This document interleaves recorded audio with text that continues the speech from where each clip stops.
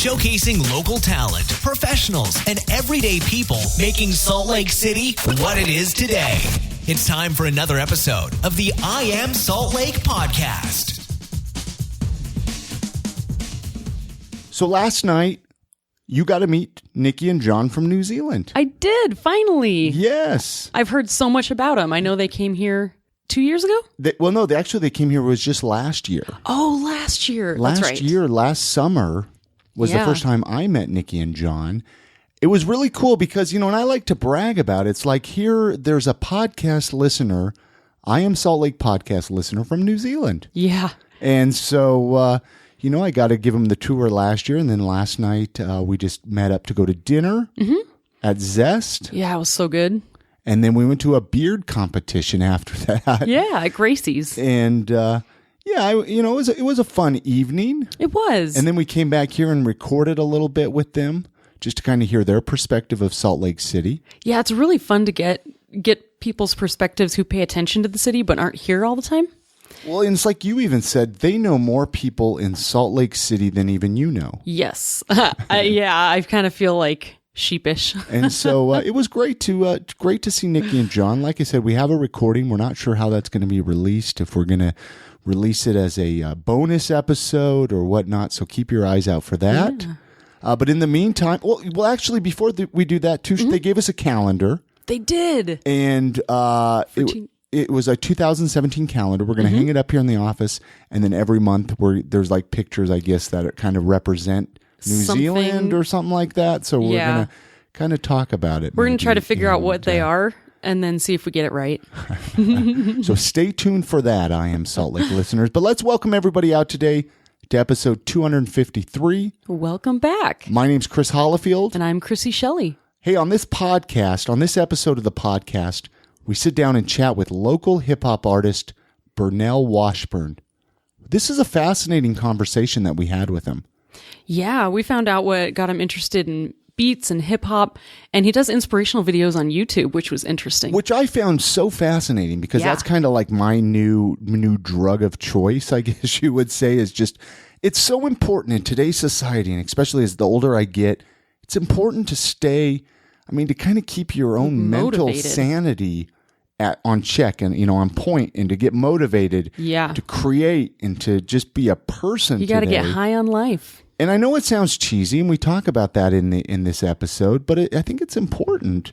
It sounds cheesy, but I think deep down inside, everyone wants to feel that. They want to feel good because, when you feel bad, it's kind of like, got to wake up today. Life sucks, but got to keep going. But so this is a great conversation. We're going to play that here in just a second. Let's give some love to our sponsors of this episode. Oleo Skin and Beard. Oleoskin.com. Check them out online. They've been running some specials, so you're going to want to make sure to follow them on all the social medias. Yes, and they have some new products out, too. They got some new products, old products. Yeah.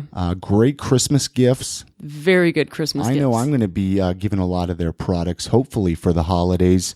And then now that we have, in our new place, I'm going to try out some of their bath salts. Oh, yeah. And now that we have the big jetted tub. We have a big jetted tub and throw some of their bath salts in there. I'm stoked. Beard oils, skin oils, for all female, male, it doesn't Especially matter. the skin oils for the winter. I'm starting to get so dry. We just got to load up on Oleo. Oleoskin.com. Check out their website. Give them some love. Also, Distillery 36. We love them. I know you love them. I do love them. Brigham Rum, local distilled rum right here from Salt Lake City. What are you drinking tonight, Chrissy? Mormon Mule. Mormon Mule, an all-time favorite of mine. Just basically some ginger beer and Brigham Rum, and super mix tasty. it up.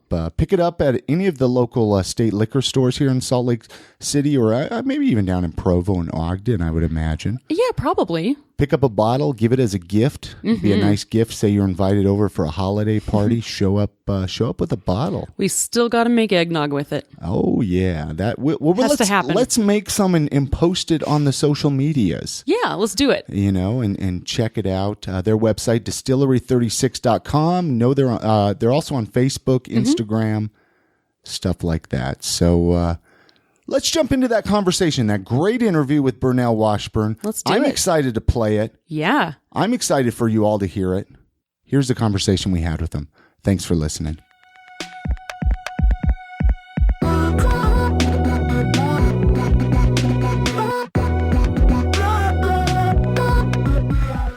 I'm just eating the mic. Well, I don't know. We just want to get the best for everybody. Just joking. Any questions? Language isn't an issue. Nope. For us, maybe it's an issue for you. I've heard some of your episodes with plenty of swearing. Have you heard F words? Yeah. Sometimes we say F words. I think I may have heard a few. Sometimes we say the dirty words. We use adult language. No, it's funny though. Like being a Utah podcast, and I've said this before. For some reason, people want that. Yeah. I don't know if it's just the authenticity of it. We talk a lot to people who are in the counterculture of Salt Lake, you know what I mean? Mm-hmm. And I think it's just refreshing. In my opinion, it's refreshing to hear people be real. Because I've noticed that a lot lately. I love Utah, but you don't get a lot of real authenticity from people in certain areas. So I think I can see that. I think the religious oppression definitely creates a strong counterculture, and I've noticed that a lot in the self-development world too lately, where people are getting speakers that are more normally buttoned up and kind of supposed to be professional. Yeah, will actually use a lot more offensive language to catch you off guard. And Gary V, man. Yeah, Gary V's huge on that. Tony Robbins is really big on that lately. If you've watched his documentary, I Am Not Your Guru, it's F this, F that, really? Swearing left and right. And the reason he does that is because he's trying to change your state, and he's trying to interrupt your patterns. Yeah. And once you've said something that catches someone off guard, they're actually listening to you. They're paying attention a lot more now. It makes you stop and actually process and think. Exactly. Your stuff, you have self-improvement videos that are really cool. I guess maybe I'm jumping ahead. No, you're not. You're good, man. We watched some, and I was like, man, sweet. This guy's awesome. This is really cool. I wish I even thought as positively as you think. Well, why? Okay, you're on that tip there. What got you into doing that?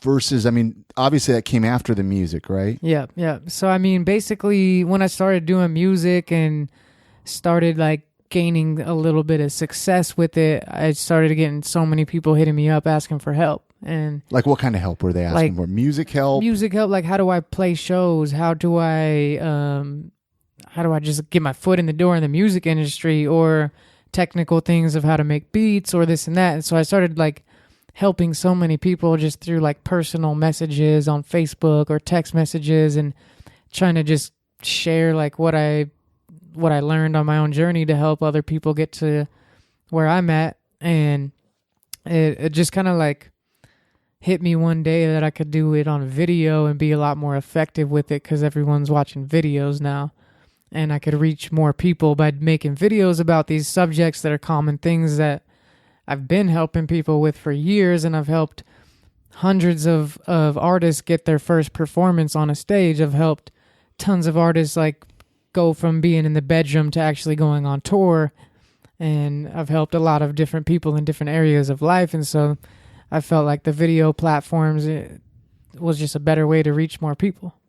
That's cool. So you pretty much just had so many personal conversations that eventually you're I know exactly what people are going to ask, and I'm just going to present it so that they don't even need to ask. 100%. Yeah. Do you find that's awesome? I find that so many people are afraid to share their tips and tricks. Yep. They're I learned these on my own. You need to learn it on your own. But do you find that actually helping people and sharing your knowledge has actually helped you along 100%. the way? It seems like it would. Right? Big time. It seems by being the nice guy, by being the friendly guy, it actually helps instead of hurts you. Well, it's very attractive. It would really attract people to you who want to be better and do things. And then it seems like you create an environment around yourself where it's more of a community, people helping people. Exactly. And then it's really just a happier place to live. 100%. Yeah. It really was born out of when I first started in the music scene. I didn't know anybody. I literally didn't have a single friend who had ever performed a concert before. Really? I didn't have a single friend that had ever been to a real recording studio before and recorded their own music. Like I had a couple friends that were good at guitar or drums or whatever when they played in their basement, but they weren't taking it seriously. They had never really done anything with it. And so when I started with this cat, Teaser over here, and he basically like just started jamming out in my room with me, and we didn't know anybody. We didn't have any help. Like no one would put us on. No one gave us a show opportunity. No one showed us how to record. Like we went and bought a crappy mic from a pawn shop and taught ourselves how to use it and how to record, because that was just out of necessity. It was the only way that we knew how to do things. And then as soon as I got to a level where I felt like I could help other people, I wanted to be the one to reach down and help other people up, because we didn't have that help, and I felt like it would have benefited us a lot, you know. Where did you grow up at? Where's home for you? I grew up over in like Cottonwood Heights, Sandy area. Okay, so in the area. Yep. Did you ever move away? You've always lived. I lived in Seattle for a little bit, and then I lived in Massachusetts for a little bit. But I was really, really young, so that doesn't count. It's not like it doesn't count. It's not like hip hop or music took you there, right? Yeah. So what? Okay, I mean, we're going to kind of jump around a little bit. I mean, obviously, you know, you're hip hop. Would you call yourself a hip hop artist? I mean, Yep. I'm not like a hip hop expert. I love the music, but I don't know all the terminology here. So I mean, what got you into that? I mean, you were talking about you and Teaser here. Teaser's hanging out with us in the studio. Yeah, Teaser's for hanging anyone out. who doesn't understand why we keep saying Teaser here. We have Ryan Prince here again, one of our Patreon supporters. Prince. He might be joining us hopefully near the end of this conversation. If he has any questions why we're recording this. So I guess we didn't give that proper introduction. Well, you know, anyway. I mean, so people are going to learn to understand that Ryan's probably going to be with us here because he's a Patreon supporter. Yeah. There's more room on the couch. I say this all the time. There's more room for more of you. But anyway, music, hip hop. I mean, do you play like actually any instruments? I mean, because I know you make a lot of the beats, right? Yep. But do you play any instruments like I guitar? I do play piano. I've gotten pretty decent at piano and enough to know my scales and chords and everything. So. But I started out with no musical talent, no knowledge of music in any way, shape, or form. I could not sing at all. Really? That's why I started rapping, is because I wanted to do music so bad. But all the friends that I had that kind of played guitar or this and that, they had already like taken lessons and developed certain skills. So I couldn't really jam with them. If I picked up a guitar and tried to play with someone, it just completely ruined what they were trying to do. And you know what I mean? I couldn't play anything with them. So they were just like, here, take the microphone so you're not annoying us, and just take the microphone. And that's and I couldn't really They just sing. tried to keep you busy so they could make their music. And I was always fascinated with poetry, and I got into like slam poetry and stuff like that a little bit in my younger years. And so I felt like I always had a way with words, and way back in the day, I wanted to be like a writer. Like my dream job was to be a writer for like a skateboard magazine or something. Like what did you want to write? Like what kind of articles about skate events, skate trips? Like my favorite articles to read were these writers that got to go hang out with professional skateboarders and travel with them and take photos, and then they'd write about their experience of going to Barcelona and with all these skateboarders and all the spots they went to, and they wrote like really eloquent words about their experiences, and it made me feel like I was there. And this is before there was like YouTube and stuff. When I was a little kid, I was reading skate magazines, and that's what really like captivated me in that world. And so I kind of thought I wanted to be a writer of some sort. And then were you skateboarding at this time? Like, yep, did you grow up that was my first skateboarding? passion. Really? Yeah, I wanted to be a pro skateboarder. Were you any good? I was pretty damn good for a while. At a young age, I mean, for a while, so you gave up, right? Yeah, exactly. Well, that's how it was for me. I was terrible. When I was older, I mean, I was good, but then when I got in my 20s, I didn't have health insurance. I didn't want to break my legs or anything. Adulting ruins everything. And then now I'll be 39 in a couple weeks, and I'm just old. I broke a few bones, and that kind of like slowed my. I never gave up on skateboarding. I still consider myself a skateboarder, but I gave up on trying to pursue a career in it. Okay, since you've broken bones and you've been like hardcore skateboarding, totally random, I'm curious, when you watch like YouTube videos of people getting seriously hurt skateboarding, does it make you happy or do you feel sad? because I can't handle it. Happy. I don't know if it makes anybody happy. The first time I tried to skateboard, I fell and I chipped a part of my elbow off, and it's still floating around in my elbow, and it's like super painful all the time. still floating around in your elbow. Anyway, and I always wonder how other people feel if they've actually been hurt trying it, if they just feel bad for people, or if it's kind of like, me too. To me, I'm like, yo, that's the cost of entry to become a professional athlete in any extreme sport, is you're going to break lots of bones. So I have respect for it, but I think one of the funniest damn things in the world is watching people fall, like just epic fail videos. Like when they're being stupid. Yeah, just like, I mean, just some of these falls are just hilarious, but some of them are just like, you just clench up like, oh. Because you can feel it. Yeah, you feel it in your own bones. Some of them I'm like, especially being a dude, I when feel you like get they're getting paralyzed. You get hit in the balls or something, right? Yeah. You're just, I guess I don't know how that feels. I can imagine. It's maybe. painful to watch. It's painful. Oh, yeah. Anyway, I didn't mean sorry, to it's a total tangent. No, but this is what we're here to learn about Burnell. You know what I mean? Because a lot of people, they might have seen you in concert and live, whatever, performing. They might have listened to some of your music, but they don't get to know you. Yeah, and that's what we're here for. I like that, and I like that we've already gone different directions in the conversation, because I've done so many interviews and radio interviews recently where it's like the same basic questions, and you almost kind of like, okay, my fans have heard this, and there's like more to you than Okay, just that. Here's a question. Then you say you've done quite a few interviews, and you're obviously doing. What is a question that you wished somebody would ask you, but they've never asked you? That is a good question. Or right maybe there. think about that for a minute. Maybe we can come back to it. Put that in the back of my head, and if there's something you're like, gosh, I really wish I could share this, or I wished, they would ask this, but they never have.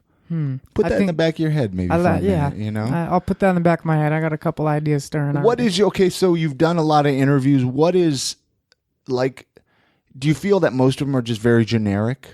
Yeah, I feel like people are, how did you get into music and this and that, and like kind of where are you from, and I know we've touched base on some of those, and they're important, but then they kind of stop there and they don't really go much deeper than that. So I like it when people ask about more specific things, because I'm not here to just talk about myself and make people think I'm cool. Like if possible, I'd like to provide some type of insight or value or inspiration in some way, shape, or form to like maybe help someone. Maybe there's an aspiring musician that might be listening to this that could maybe take a little tiny couple pieces out of my story and apply them to what they're trying to do. Sure. I love that. So and I know we kind of talked about motivation in your videos and stuff like that, but where did that really fall into? I mean, has that always been into your life, you were saying? I mean, I know we've kind of chatted off mics and before, but I'm curious, because like me, I notice, like if I get really depressed and really down on myself,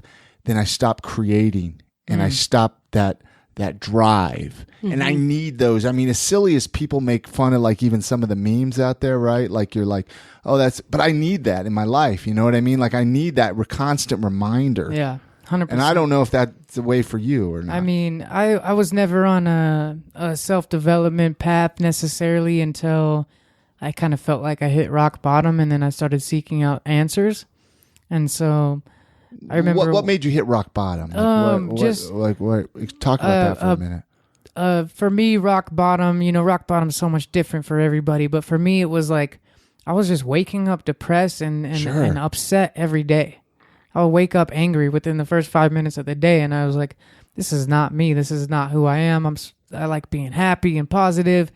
And so there was a day where I was just like so angry and so upset, and I was like, I didn't even know what to do. So I just went to a Barnes and Noble, and I started looking around at books, and I stumbled across a couple like self-development type books. Do you remember what they were? And one of them was called The Power by Rhonda Byrne. She also wrote The Secret, which was that hit movie about the law of attraction. And it was kind of another like audio program. Like the Oprah. Are you Facebook Live in this right now? Just taking. Okay, you can move around. Yeah, man. Feel free to.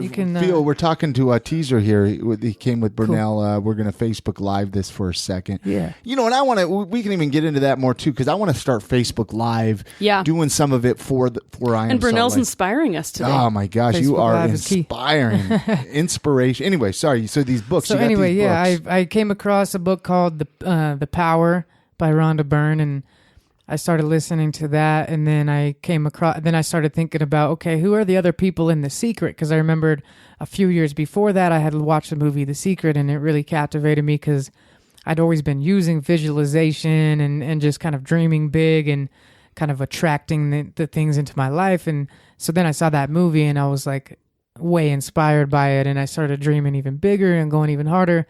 And then I kind of slipped away from that path, and then I kind of hit what I felt like was rock bottom. So when I found that book, The Power, I started thinking, what other people are in The Secret? Because there's a lot of inspirational people in that movie. So I started researching, like, who was in that movie, and do they have any other content out there? And one of the people that's in that movie, his name's Jack Canfield.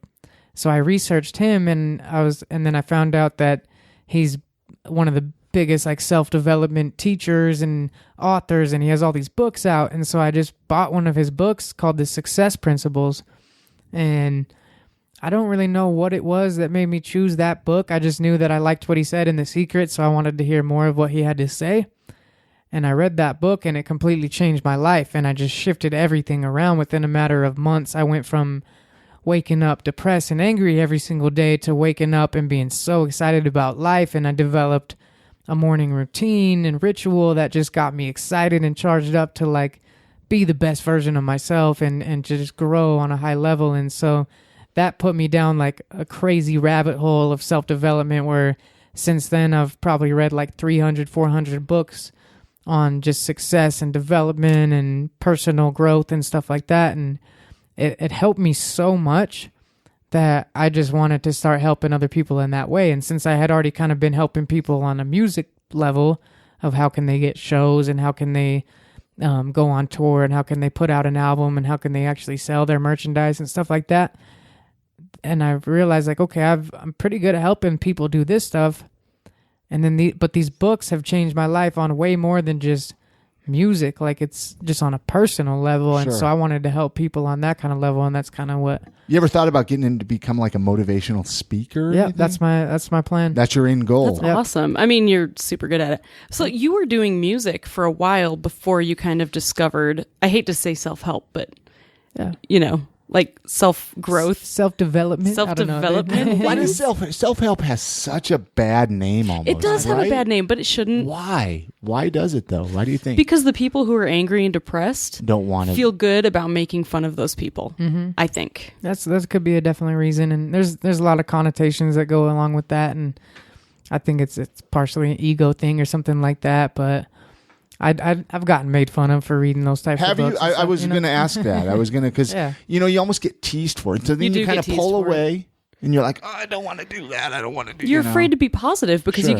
people tear you down for being positive 100%. So much. But it's all about what you focus on. I was talking about this with Teaser this morning as we were going on a hike, and I was saying like, it's so easy to take like that one negative comment and like play that back in your head over and over again and think about it. And then you take the other 9 positive comments that you got and they're in one ear out the other. You know what I'm saying? I think most people actually do that. Yeah. That's probably the most common way to act. Yeah. I would get so many compliments on my music and so many people sending me messages or things online and reaching out to me at shows, like saying really touching, genuine things to me. And it was in one ear out the other. But if one person hated on me or like, kind of said something negative about one of my songs or just about me as a person, like I would feel that like 10 times harder, and I would talk about it more and focus on it so much, and I would attract more of that into my life. Would it make you like really focus on fixing that one thing to make that one person like you? Yeah, sometimes it would. It was like, oh, these people, like even when I first put out like a inspirational, motivational type video, like I got a couple people like kind of laughing at it and making fun of me. And it almost caused me to stop. And I was like, oh, I'm not going to do this. I was embarrassed. You know what I mean? What made you keep going? All the positive comments. I chose to focus on those. I said, wow, I'm getting 10, 20 messages on Facebook every single day of people telling me how I've changed their life, and text messages left and right of people saying like, yo, I watched your video and it really helped me change my perspective, and now I'm doing this because of your advice and it's helped me out so much. Thank you so much, and please, keep making more of this type of stuff. And those are the people like that I care about. Like if I can help one person, that's awesome, and it's worth taking all the guff for or getting made fun of for, just because it really is making an impact. People are going to find a reason to make fun of you. I figured that out. Oh, yeah. But for some reason, I don't know, the whole self-help thing, I've struggled myself with it, It's hard, especially when you're putting yourself out there. You're getting in the ring, you're doing the fighting, you're the one putting things out there. And the people who are making fun of you are the ones standing on the outside. Yep. Who are scared to do anything. So anyone who does get in the ring, they just can make fun of, because then it's like it helps them. Sure. It's like the crabs in the bucket. Have you guys heard the crabs in the bucket? Totally. Yeah. That's how humans are. It sucks. I guess I'm more negative. So let's talk a little bit about your music. Okay. Have you always have you been in any groups or bands or anything? Yeah, or is it solo stuff always, or what? Talk about that. I've done lots of collaborations and lots of projects. I've mostly been solo. Like Teaser and I have a little side project called The Mountaineers that we've done. We've never taken it super seriously, but we've written a bunch of songs together. And he's always in the studio with me, giving me that other perspective. Because when you're looking at your own art, you see it in this biased way, and then sometimes you really need another ear to kind of like offer some suggestions or whatever. And he's really good at guitar, and so maybe sometimes, maybe we should switch it like this, or we should add a little guitar line here, or he'll kind of give me just little suggestions or creative ideas on the writing, and we bounce off of each other. So I've always been collaborating with people, and I had a band for a while, but it only lasted like 6 months. Why is that? What happened there? I think the reason that didn't last very long was, number one, I had a baby and I had to kind of step back and focus on being a father.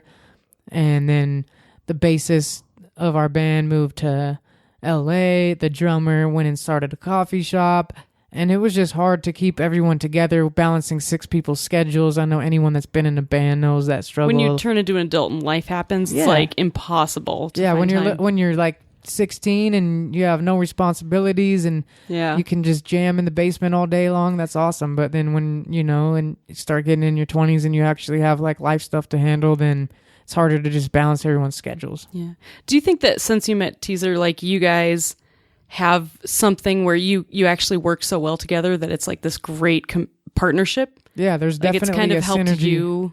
You grow more even. Yeah, 100%. See, and that's how I feel since I brought you on the podcast, Chrissy. Aw, thanks. Anyway, I know it's not. I like that. It's good, and it's more fun to it is. have someone else. There's something about having someone there who understands how to communicate with you and understands your point of view and can bounce things off with you without being like critical or trying to take the spotlight. Where you both just care about each other enough and you care about the music enough that you can work together. And I think that's pretty rare to find. It is. And I'm super, super grateful that him and I kind of have that synergy, because when we started making music, it was like every song was written together. I would write, I'd write a line, he'd write a line, then we'd show them to each other, and then that would inspire the next line that we would each write. And like the collaboration creates better things than anyone could do on their own. Yeah, and it's more fun. I mean, have you ever been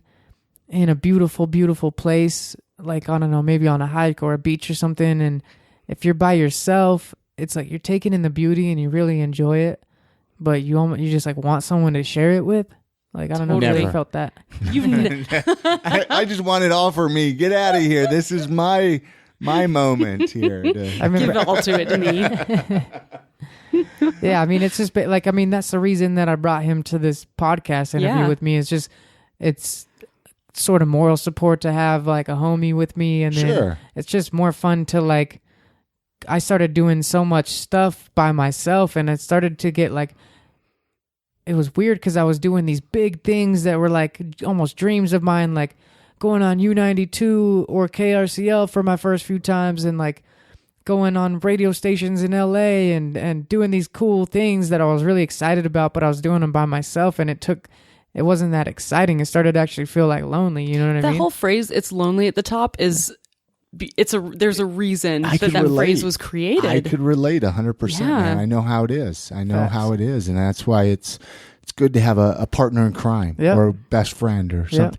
Let's talk about your. Or did you have a question? I actually do. Yeah. I kind of got stuck on something you said a while ago, and I wanted to revisit it. Okay.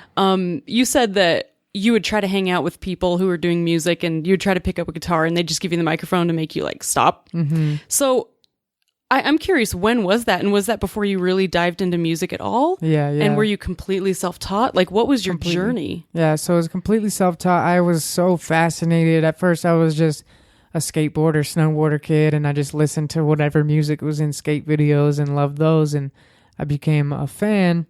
And then I remember just like anytime I saw a guitar or saw a piano or just any instrument of any type at anyone's house, I wanted to play it so bad. Like, it was just this irresistible urge of like, I want to play that guitar so bad, but I don't know how to play. So it's like, and then a lot of my friends would be cool and they'd be like, yeah, you can play. And they'd give it to me for a few seconds. And it's obvious I had no idea what I was doing. And a lot of them, maybe like we were young, they didn't have patience to teach me. So it was kind of like, all right, I'll set this down. Sorry. And, you know, sorry, I didn't mean to do that. That's so sad. You know, and I mean, it was just like, finding my lane. And then I remember like specifically in 10th grade when I was 16, going to my friend's house who had like a little jam room set up with some drums, a guitar, and a keyboard in the basement, and they were jamming, and they all kind of had their instruments and they'd been playing for years, and I was just kind of standing there watching them. And then I think they kind of like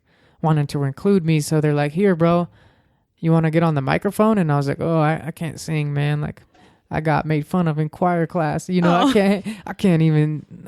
So I just got the mic and I just started like rapping, because I didn't really know that I was rapping. Like, that was just, I think I was listening to Eminem, and so that was kind of the style of sounds that came out of my mouth, and it was like people were impressed, like, oh, you're pretty good at this, and doing little freestyles and stuff. And it started kind of out of humor. We would spit freestyles just as joking around, clowning and making fun of each other, do little rap battles and stuff like that just to be silly. And then it kind of, I felt like I was good at it for some reason. And I felt like it was the thing that I had. Like, my other friends, they took guitar lessons, so I didn't want to try to play guitar because they already have years under their belt. And I didn't feel like, I've always been like, I don't want to do something unless I can be like good at it. You know what I mean? It's not fun to do stuff that you suck at, really. But you got to get there, though, man. It takes steps. I sucked at rapping, but I thought I was good, and that was the difference. I thought that I had maybe a slight knack for it, so I was like, okay. So it was something that was worth pursued it. Yeah. Do you have like a dream instrument that you would like to know how to play, or that you dream of playing? It's the bagpipes. How did you know? That would be sick to learn. Could you imagine me taking bagpipe lessons? I would annoy all of our neighbors. It's the worst. It's the most annoying instrument. Especially to learn. I don't know if you've ever heard anyone that doesn't My know brother actually is like a bagpipe player. Oh, wow. Is he really? Oh, yeah. And I've listened to him play so much, and he's great, but you can't do that because it annoys the hell out of everyone around you all the time. Yeah, that's how I feel. Like, the whole Anytime I neighborhood picked up can a hear brass instrument and tried to like make a sound out of it, I'm just like, okay, I'll Well, set what is your instrument, man? What is So, your... I mean, I play piano, and I love playing piano. But your dream one, like one that you're like, oh man, I want to take lessons, but I don't. I would love to just be able to rip up the drums. Like, really? I can keep a beat if other people are playing, and I've developed a little bit of a rhythm through beat making, and I understand like drum structure because I program drums so much on the computer. But I would love to just like sit down at a drum kit and blow people's minds. You know what I mean? That would be fun. Like real hardcore drumming is tough because like, especially if you have double bass pedals and you're doing everything, you have to have like serious balance and coordination and. Oh yeah. That's not an easy thing. No, I would love to be able to play that. I bet you could do it. Did you hear that? Something in the wall or something? Was that the wall? I don't know. I thought someone dropped a drink. Anyway, I don't know. I don't know if anyone caught that at the home recording or on the home recording. Anyway, I wanted to get into your albums, though. I mean, because you have quite a few releases. I mean, at least like on that I've seen. I don't know what you have out there. I don't know where to even start with all of that. I don't know your first one. I'll break down my catalog real quick. It's not that extensive, so it seems extensive to me. It's the amount of songs I've written is very extensive. The amount of songs I've released is not that extensive. So I mean, I put out my first album when I was 19. It was all like self-produced, recorded in my room, and I basically just like, I wasn't even planning on making an album. I just kind of started making songs, and then next thing I know, I had 18 songs, and I was like, cool, I'm gonna burn this onto a CD and start giving it to my friends. And then I actually like found a local like printer that would print them up for me and make them look a little more official. So that was my first album. It was just called Burnell Washburn, and that was when I was 19, and I think that's back in 2009. So quickly doing the math. Yeah. It should be easy because I was born in 1990. So you were born in 1990. Yeah, 1990. Wow. I feel so old right now. I like that because cool. most people think I'm old now because a lot of these rappers are blowing up when they're like 19 or 20, you know what I mean? So it's like all of a sudden I feel like I'm old in the rap game, but I'm not really. At least I look young, so I could blow up in my mid 30s and still be chill. Get away with it. You know what I mean? So anyway, after that release, you So then I dropped then it was an EP called the White Dove EP, and then I followed that up with the full-length LP called The Food of Love. And then after that I dropped an EP called An Apple a Day EP. And then I dropped a couple little like side projects that were just unofficial kind of, and some collaborative songs and stuff. And then I dropped my last like full EP, full LP, which was called Gratitude. And that dropped in 2014, and now it's 2016, and I haven't dropped an album since then. I've dropped a couple singles, and I've put out tons and tons of beats, and I've written tons of songs and collaborated with people, but I've been really just trying to kind of find my sound because I didn't like my last album. What didn't you like about it? I felt like I was trying too hard. I was trying to please people, and I was trying to do what I thought people wanted to hear from me rather than just what felt right to me. And it's not like a fun album to me. Like when I listen to it, I don't have fun listening to it that much. There's a couple moments that I really like, but it wasn't that fun to perform. A lot of the songs were kind of deeper and slower, and it was just, I had to kind of step back from that. And so you're kind of like reassessing your voice as a musician. Exactly. I think that's super important. That's something that artists need to do. Every now and then. And that was going to kind of lead me into a question, and maybe that's your answer. But what advice would you give an up and coming hip hop artist, somebody who wants to get into the game, somebody who's starting out? I mean, you've been doing it for a while. What would you tell them? If they're listening right there's now? so much advice that I'll give them on so many different categories, whether it's, on marketing aspects or actual like mechanical aspects or philosophical mindset aspects. There's so much different advice. So that's kind of a broad question. Sure. But, the main thing I would say, just from touching on what I just mentioned on Not Liking My Album, is like, just do what sounds good to you. If it feels good to you as you're writing it and recording it, then it's good, and you will find an audience for it. Do not try to appeal to anybody. Don't try to don't follow trends. Like a lot of people are like, oh, this style is popular right now, so I want to make that kind of style so I can kind of fit into like what's happening right now. But I feel like you'll be unfulfilled and not like it after that. So create your own thing, man. And maybe you're the next trend. Exactly. I mean, that stifles innovation to just follow the crowd. Mm-hmm. So that's amazing advice. Yeah. Good job. Thank you. Have you got to like tour or play outside of Utah much or at all? I've toured. I've been to probably about like 40 plus states. Really? Yeah. Just all playing music and stuff, music. huh? Yeah. How long? Recently? Long ago? I started touring in 2010. So it was after I dropped the Food of Love LP. I just started going on the road and booking my own DIY tours and playing shows wherever I could find them, you know what I mean? And reaching out to people myself, asking, hey, do you know anyone in this city that throws shows that I could maybe, get connected with? And even if it was just like an open mic night, I would be down to travel somewhere. I was so hungry, wanted it so bad that I would drive 12 hours on my own money, not get paid a dime, sleep in my car to perform one song on an open mic for 5 people. Wow.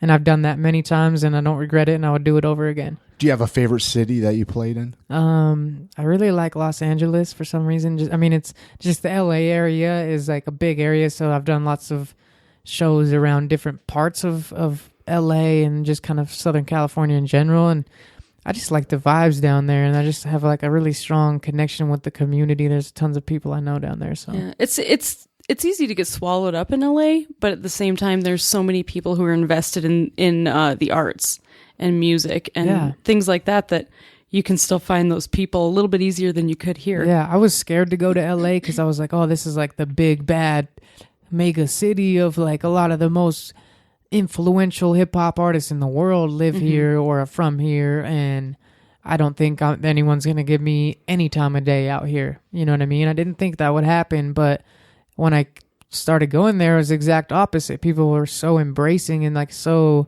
accepting and loving, and like it was crazy. I was like, wow, I did not think LA would like mess with me. You know what I'm saying? But I've also really loved small towns because I developed like really strong relationships with, almost feel like I have a relationship with the whole town. Sure. And everyone comes, since there's not much to do, if you're playing a show in a really small town, that might be the only show that's happening that night. And so the whole town comes out and it's awesome. That's what I love about Salt Lake, because it's not LA. It's not so over populated that you disappear. Mm-hmm.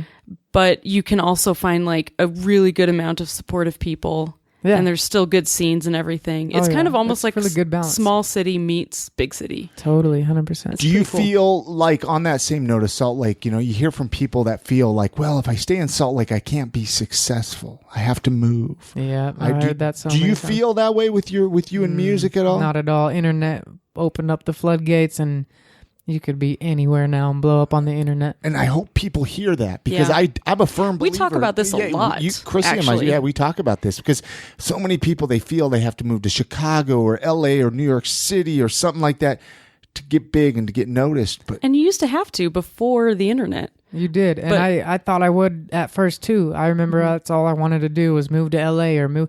At first I wanted to move to Minneapolis so bad because there was such a strong hip hop movement there in terms of like a more independent kind of underground hip hop culture. Sure. Where like there's a group called Atmosphere and Rhyme Sayers Entertainment out of it. Yeah, and they're huge now. It's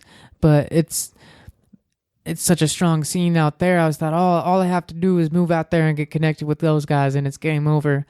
But then I realized, kind of like hindsight 2020, I was looking at it and I was like, damn, staying in Salt Lake was the best, most strategic move I could have made, because what it gave me is I developed a certain level of clout in this city to where I actually was connected enough in this city to use that as a leverage to help other people from other cities. And that's the biggest thing that connected me into the touring market and got me involved with other artists outside of the state, because I was able to give them shows here. I was able to put them on and bring them out. And then I developed a reputation with underground touring hip hop artists to where they were talking amongst themselves all across the country.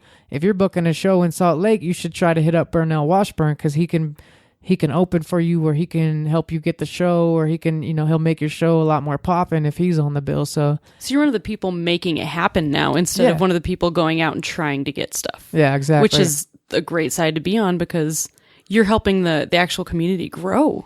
And I've been like that since day one. I've been a firm believer, and this is what I tell anyone that asks me how to get shows. I say, if people aren't going to give you opportunities and you're reaching out trying to get opportunities and they're not coming, or you're not finding them, then you should be the one creating opportunities, because no one likes a taker. You got to be a giver. So if you're the one providing the opportunities, it kind of puts you on a whole another like level of being able to leverage that and bring other artists around, and then you're the one doing things for people and they're hitting you up. And so like one of our first shows we ever did was, I remember I went to a local hip hop show at a place called the Comedy Circuit in Midvale. It's this little kind of hole in the wall comedy venue. And it was back on the MySpace days. I found out about it through MySpace because I researched like there's a flashback. Yeah, I could research like Salt Lake hip hop, and I found a couple hip hop artists, and then I saw one of them had an upcoming show at this Comedy Circuit, so we went there, and the time was wrong, so we were there like an hour or two early, and it was just the venue owner there, and we talked to the venue owner, and we were just kind of chit chatting, and then I was like, what would it take to do a show here? Because like we kind of started to play music.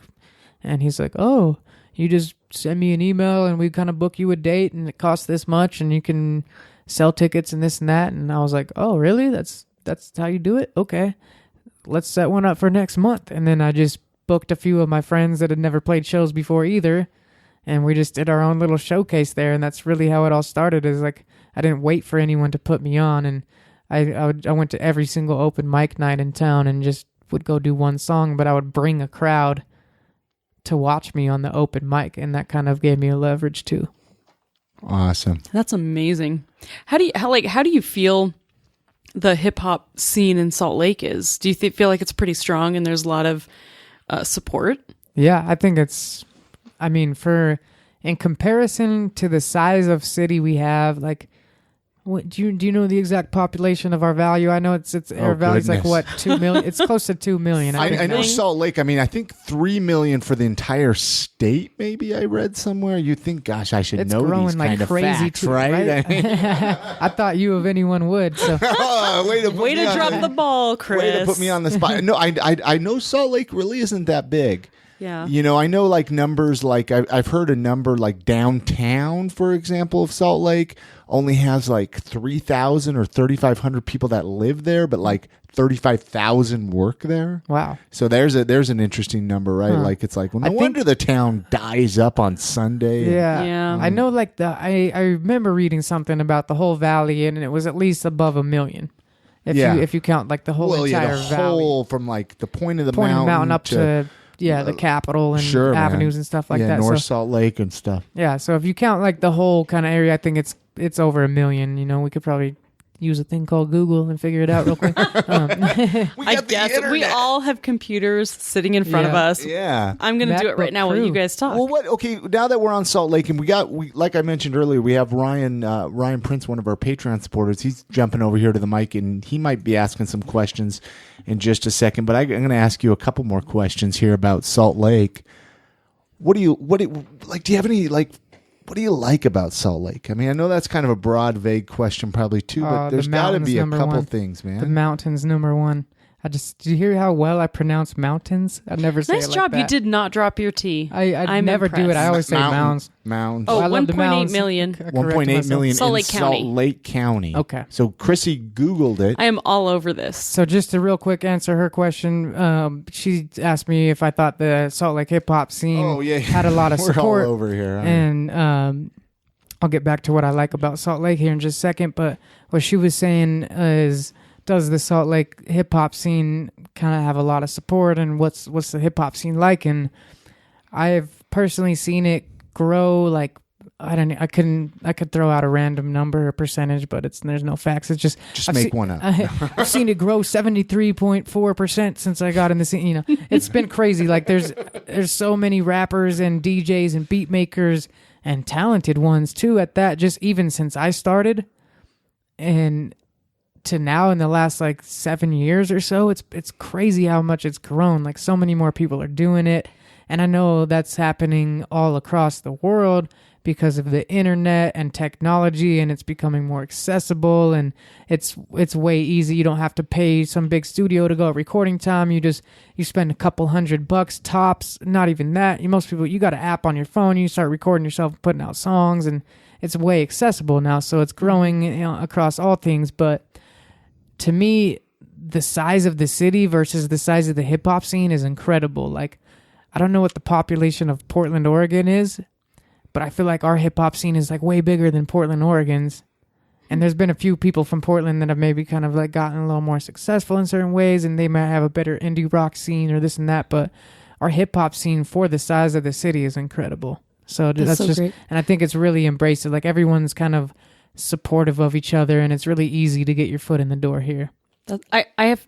Oh, well, that's awesome. I have to fess up. I was wrong. It's 1.08 million. I just couldn't. Well, you had to fix that in case we got an email. Yeah, someone was going to be. I was listening. I just had those fact checkers because you were like, "We're big on facts," and I was like, "Oh, I said the wrong fact."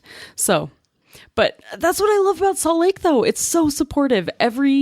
Almost every group of in the art scene in general, it's so supportive that I've met people who move. I've met someone who moved here from Seattle because they could live here. It's affordable, a lot cheaper, and the scene is just as great. Yeah. There's still so much going on that you can be as involved, and there's still it's only a 15-hour drive to Seattle. I mean, right? I mean, no big deal. Everyone has 15 hours. Yeah, right. No, Seattle scene is incredible for real. But they've been cultivating it for a really long time, and they've had a lot of people kind of achieve mega success too, which kind of expands their platform for everybody. And we haven't necessarily had any hip hop artists from Salt Lake yet that have necessarily gone on a super global international household name type level.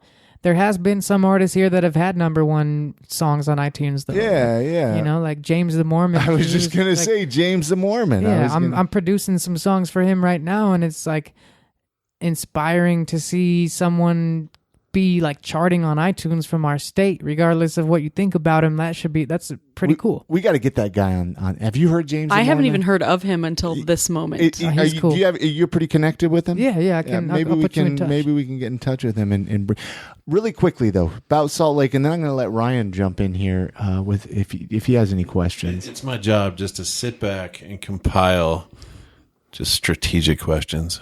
I can tell you've been stirring something this whole time. I'm ready for it. He teases it up. What do you? I do. You tease it up way too much. Just anticlimactic ending. Fizzle out, and we're done. Salt Lake, though. Salt Lake. You like the mountains? I love the mountains. That's probably an understatement. I love them so much, and I love the people. Like I was saying earlier, of just how supportive everyone is, and how easy it is to get your foot in the door. I think that's a beautiful thing. I think it's a really good sized city because you can kind of make your way around the whole entire valley pretty easily without it being so spread out. We were talking about LA earlier, and it's a 2-hour drive to go to your friend's house half the time, and with traffic, you know what I mean? So it's like it's really spread out. You're gonna stop for lunch on the way there. Yeah, right? Exactly. So I like the fact that everything's close together, but it's not such a small town like somewhere like Cortez, Colorado, or Idaho Falls, which are 2 small cities that I have an amazing following in and have some great shows at. But it's so small, like I would just get bored of that so quickly, and I would want something more, and I would feel like you can't really spread out and do more. Exactly, there. But you can here, and if not, you can create something. And it's a really cool hub because of its location, because there's nothing in between. Really, like if someone's playing in Colorado, which is a really big market for a lot of hip hop and reggae and all sorts of stuff right now, and then California and stuff, and like what's in between it, they have to pass through Salt Lake. Or if they're going up to the northwest or they're going to the southwest or whatever direction they're going, touring artists like almost always come through Salt Lake. So we have, for the size of our city, the amount of touring acts and like high top tier talent that comes through this city is just crazy. Yeah. So I think our geographic location is really cool. I think the people are really cool. I think there's lots of amazing local businesses, and I think just as like entrepreneurship is thriving here, and I feel like there's just a lot of people that have a mentality of like, let's build something, let's create something. Most of the people I meet around here are like, they have like some type of company or some type of thing that they're working on, or project or artistic thing. And people aren't just necessarily all fitting into the norm of like, go to college, work a job.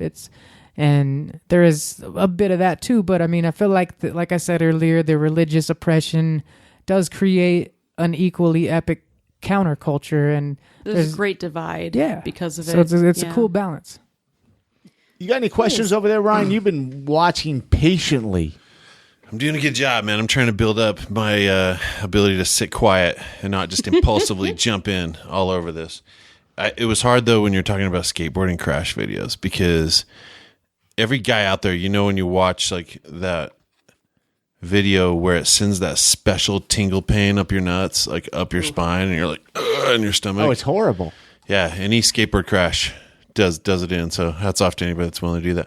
All right, let's talk for a little about music, though.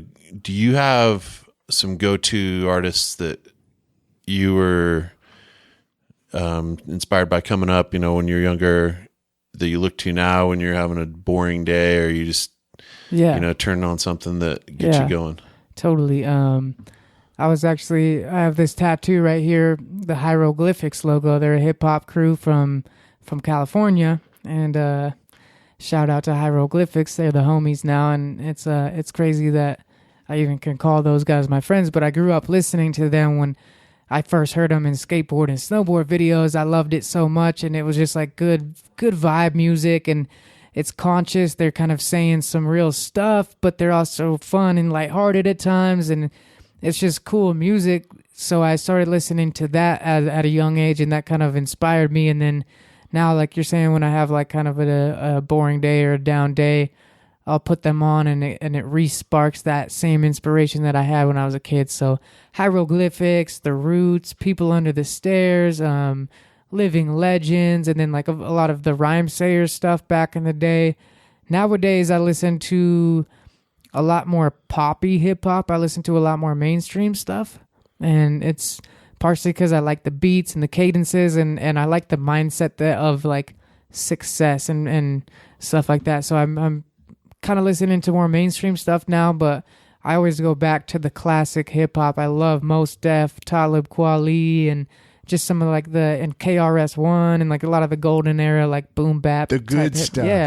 Yeah. Tonight, when this podcast comes out, this will already have happened. But Dave Chappelle and Tribe Called Quest on Saturday Night Live tonight. I am so excited. I did not know that. I'm gonna go watch that. Oh my gosh, you got to check this out. What do you think of the new Tribe Called Quest? Have you listened to it? I listened to one song, and I've immediately stopped listening because I realized that it was going to be so epic that I needed to needed to sit down and fully digest it, because I like to listen to albums all the way through. I really love start to finish the transitions and the story that all the songs together kind of tell in the whole package, rather than just a song here, a song there. That's why I don't really like to listen to stuff on like shuffle or like random playlists. I want to hear the album, how it transitions from each song, because I think that's like one of the most magical parts of a whole project. I love that you said that. I feel the same way. I see that. To me, that's super interesting because I've never thought of it that way. And now I'm going to actually try to do that. Well, a lot of albums are telling a story from start to finish, But I'm always on shuffle. Really? So I'm like, surprise me, whatever. Yeah. See, I'm a big fan of like mixtapes, so that's why I like the shuffle idea too. And I do like shuffle sometimes. Like if I'm working out or something, and I want to just kind of, if I have a playlist of a bunch of songs, and I just want to, Doesn't it kill you when a new song, when you know what the next song is on the album, but then a different song comes on? Oh. Okay, that is really singing frustrating. or something like that, right? But I think people like me maybe need to think about that for a minute. Artists create their albums in a specific order because they're telling a story. Sure. And maybe just try it out. Yeah. That's something that I've never actually even thought about until just right now. Well, that's get a glass of wine, just sit back, relax. Or like 10 glasses of wine. Yeah, maybe you'll have another experience, like go revisit some of your favorite albums and listen to them start to finish, because there's certain albums I only listen to in that way. Like I won't listen to it unless I'm going to listen to the whole thing. And there's really a significant difference. Oh yeah, like the way that like a guitar line kind of ends out and fades out, and then it like just perfectly transitions into the next track and almost seamlessly drops, almost you didn't even know it was a new song. And then like just there's ways that a lot of producers design that I find really intriguing, and I try to do that with my stuff too. And as a listener, I've noticed that when I listen to songs, I'm like, oh, but I expected this song and I need to hear this song now. Yeah. But I never thought about the fact that people do that on purpose. Mm-hmm. Because I'm not a musician. Yeah. So that's real. I mean, it's kind of like a nerdy musician thing to where like I also have like the discerning like mindset to think of like, hey, most people might just listen to a single or shuffle through, and so I want each song to stand out as its own piece of art as well. Mm-hmm. But if for the diehard listeners that do just listen to it front to back without adjusting their dial, like I want it to be a smooth experience. And I've noticed that, especially when I'm on road trips, that's when I really will listen to a full album, because you got tons of hours to kill. So you're not really like if you're just driving down the street real quick, you're going to shuffle through and pick a song that you want to jam to. But if you're on a long road trip, you might experience the full album and get a different feel. Man, I just about got chills just now thinking about one of my favorite Roots albums, The Tipping Point. When he's like, The Tipping Point. And then it goes right into Star outro or Star Point True. It's like, everybody. Yeah, the Roots are amazing at that. God, it gives you chills, dude. It's incredible the complexity of creating an album when you have that, the full perspective. Yeah, it's crazy. Yeah. I got a question to ask before we forget, because I know I'm going to have listeners yelling at me. Favorite local eating spots here in Salt Lake City? I always ask this. Well, do you have any places that you like to stuff your face? I am obligated to say that Eggs in the City, Pig in a Jelly Jar, and Public Coffee are my 3 favorite places in the world right now. He's correct. Not because I'm so down. He's correct. Go get the hash at Pig in a Jelly Jar.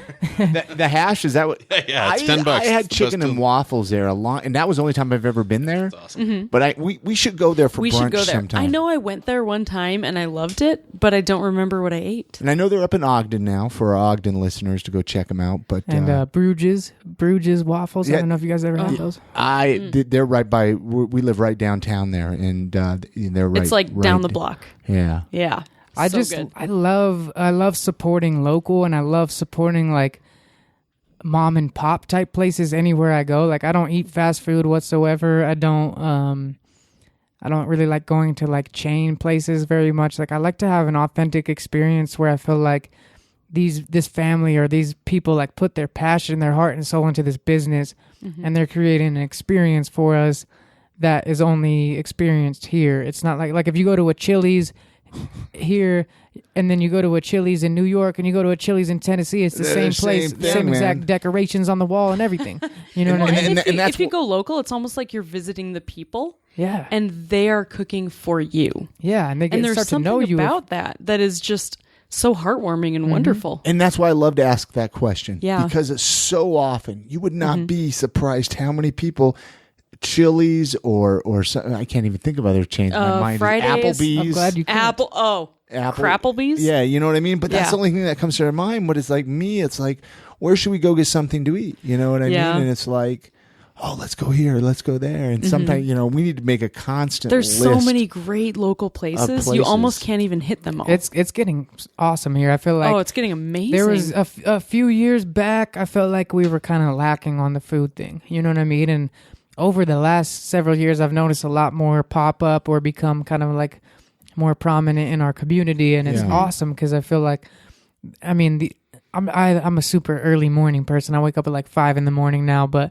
I used to stay awake until 5 a.m. making art all night, and there was never anything good to eat after like 10 p.m. or 9 p.m. in Salt Lake. There was nothing, and you could go to Denny's. That Denny's, come on! That place will kill your soul. I don't even want to say my opinions about Denny's, but true. No, I feel like it's getting awesome to where there's just tons of local places, and we're getting like the food truck scene is getting a lot more poppin', because that's one thing I like about places like Portland or Seattle is there's food trucks everywhere that are just these local mom and pop people that just kind of came up with some little specialty dish and opened up a food truck for it, and you could only get it when they show up at a certain location and they tweet it out 20 minutes before. Like, it's a cool experience. Yeah, the food truck scene's amazing out here. Do you have any other questions, Ryan, before we wrap this interview up? I do. Get that microphone. I asked this once, and then Jimmy Martin brought it up on the live show. Thank you, Jimmy. But Burnell, what's your go-to karaoke song?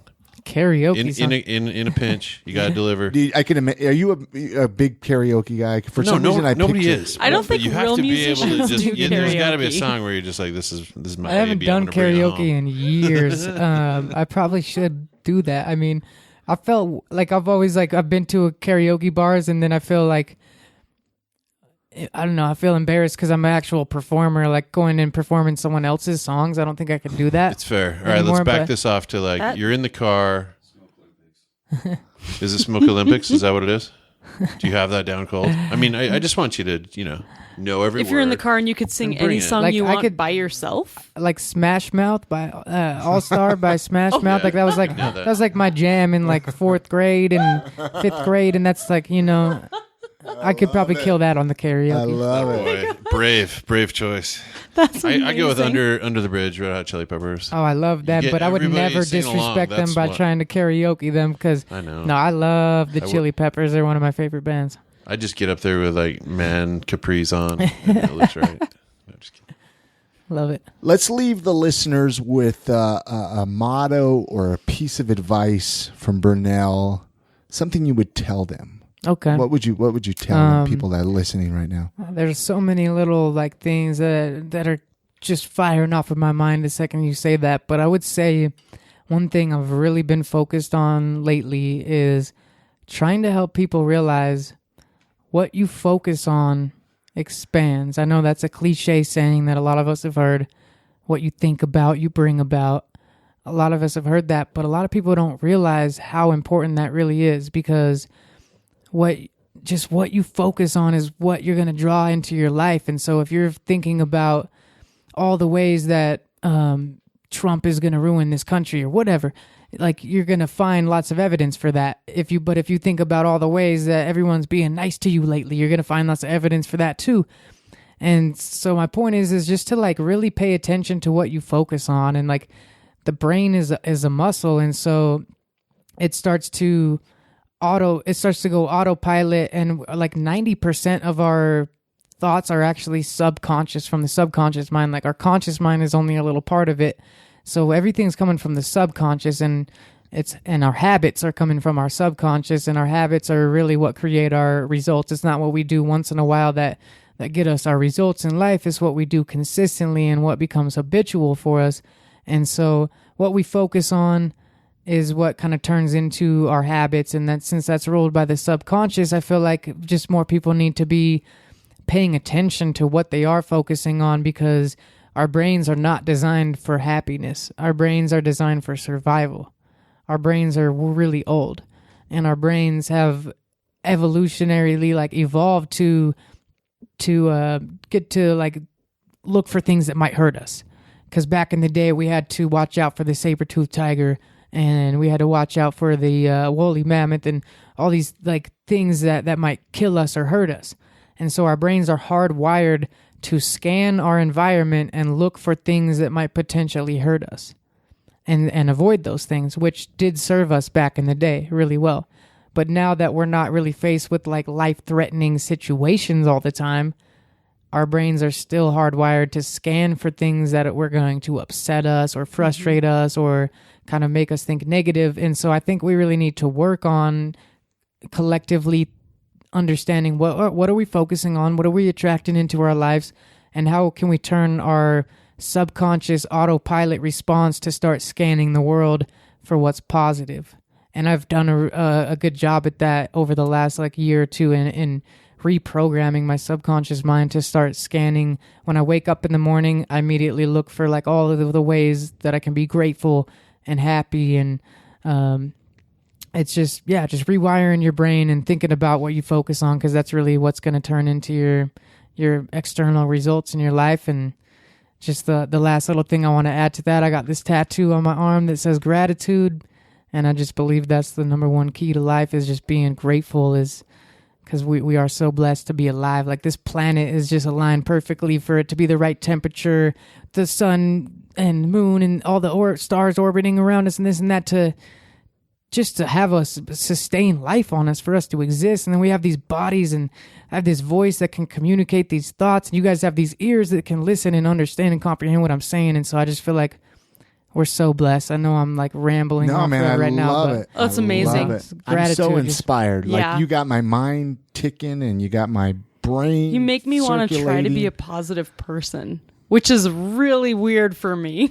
Hey, try it out. It's fun. I'm leaving that in the podcast right there. I'm not editing that part out. You know what I mean? But no, seriously. You're coming back every other month until Chrissy is a sunbeam. Chris will be like, listen to this episode again. So I'm going to put all the links at iamsaltlake.com and how people can get in touch with you. But for people that are maybe, how can rattle off a website or a few websites? I've just got my main website's burnellwashburn.com. Okay. And I mostly use that for selling beats. I produce beats for lots of other artists, and that's kind of like one of my main online businesses that I'm running. But as far as like if you just want to like get into my world and be a part of my environment and just kind of like get to know me a little better, I would say Facebook and Snapchat are the two ways where I kind of like put the most of myself out there. I do have a question though. For people who really like the message that you put out, what's your YouTube channel? It's youtube.com/Burnell Washburn. Like, my name is so unique. It's Burnell Washburn, Burnell Washburn. And it's such a unique name that no one else took it on any platform. So you can search that on Google or any platform and you'll find me super easily. All right. Many thanks to Burnell Washburn for coming on this episode. All the links to connect with him can be found at iamsaltlake.com/253. It's for episode 253. Might I suggest, check out his YouTube channels. Yeah. Connect with him on Facebook. Follow him. See what he's got going on. I mean, even if you have no interest in hip-hop, he's an interesting guy. Follow him for the inspiration. Oh, yeah. I really liked his videos. Really great conversation. Hey, but listen up. My birthday is coming up. What? Raise the roof. Raise the roof. 39 years old, Chrissy. So awesome. You think so? I do. I don't know. I'm getting old. I love it. One more year, my 30s, before I hit the horrible 40 years old. No, I'm looking forward to it. 40's the new sexy. I'm excited to, with the chapter in life that you and I have opened up together. Mm-hmm. And with the podcast, there's a lot of really cool things going on with the podcast. That you're seeing happen. I mean, 4.5 years of progression of this show to kind of see, my next year coming up. But anyway, I want to invite all the listeners of the podcast. We're doing a birthday party celebration. Yeah. I was thinking, how can we do it? Do we do a birthday party at the house? Mm-hmm. Do we do it at a park? Well, no, it's snowy. It's going to be a little cold. But I was like, well, why don't I just have everybody come and meet me? I mean, that would be the easiest. I was trying to figure out a bar in Salt Lake that can, is big enough if a lot of people come out. It won't be too packed. Cheap drinks. Don't want anyone to go broke buying drinks. But we figured Johnny's on Second would probably be the best bet. Beer bars right next door. Bar X is next door. Mm-hmm. So if you don't want to stay and stick around. But I know you and I, we're going to be there between, I'm saying 9 p.m. and 1 a.m., kind of close the joint out, last call. They'll have to kick us out. How about that? But even if we've never met, it would mean the world to me if you came and introduced yourself and wished me a happy birthday. Yeah. Maybe have a shot of whiskey or something with me, and even just if you kick back, even if you don't drink, have a shot of water. Yeah, I mean, even if you don't drink, it would mean the world to me. I know we have a lot of listeners that don't drink, and I highly respect that. But I only turned 39 years old once. Unless you're really bad at math. Well, my actual birthday is December 6th as well. So it's, but we figured that would be the easiest You got a party on the weekend. To celebrate. Yeah. Because, the following weekends we start getting into Christmas and it just seemed like that would be the easiest. So Johnny's on Second, right there on 2nd East and 200 East and 200 South, kind of on the corner there. But we made an event. I know I posted it on the I Am Salt Lake page. Mm-hmm. Posted in the community on my personal page if you want to find out more information or just get in touch with me or just show up. Yeah. And just show up find and say, me. hey. I'll be the goofy dude with a beard. But plan on coming. Even if you can just come for a minute, I would love to see you. But hey, we have a new Patreon supporter. We do. Britt West. Our good friend of the podcast, Britt West. Etch-a-Sketch Britt. Etch-a-Sketch Britt. She is really an amazing soul. She is. I mean, really, we brought her on the podcast. She was so fascinated with what we do here.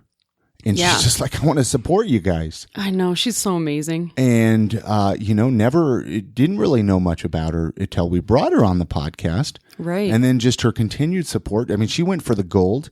She actually is going to have access to come and hang out with us while we record podcast episodes. Yeah. And she's going to get a koozie and a pen or some, Charles pins and I Am Salt Lake pins and everything gold medal for Britt. Yeah, yay. But we love our Patreon supporters. It's a great way to support the show. Even a $1 Patreon supporter. I mean, you have no idea. This really helps so much. There's so many things behind the scenes. We have so many things we want to do with the show. but we can't do it alone. So let's get together, as a community of listeners and become Patreon supporters. And it's been fun because we've actually, really connected more with the people who have become Patreon supporters. Absolutely. Because they're not just listeners who never talk back. We actually are active with them and get to see them and interact. And it's been great. It really is. Go to iamsaltlake.com/supporter. It's going to forward you to our Patreon page. You can find out more about it, find out what it is. Basically, it's an ongoing Kickstarter. Yeah. That's all it really is. A great way to support the show.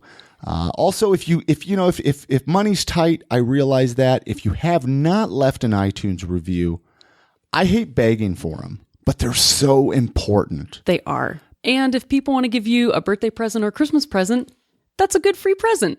Hey, that actually, to be honest with you, an iTunes review would be a fantastic birthday present. Yeah. Takes just a second. What it will do is it'll bump us up in the iTunes stores and podcast things.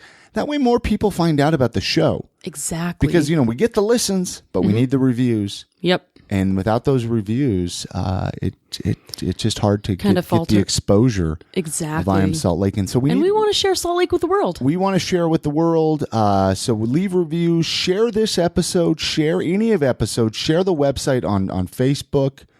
That's a great way to give some love to the podcast. Absolutely. As well. But it's been a great week. It has. It's been exhausting. We got a lot going on. Thanksgiving wrapped up. Went down and celebrated it with my mom and family down in Utah County. Yeah, and some of my family came into town, and we were moving. Yeah, I got to meet your sister. A lot of stuff. Yeah. And it's been fun. It's been an exhausting week. Let's wrap this show up, though, Chrissy. Let's do it. Remember, you can connect with us on Facebook, Instagram, Twitter, or Snapchat.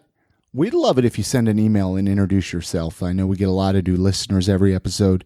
We have a lot of people that I know listen week after week. We have no idea you're out there. It's true. And whenever we do get an email from a listener, it makes me so happy.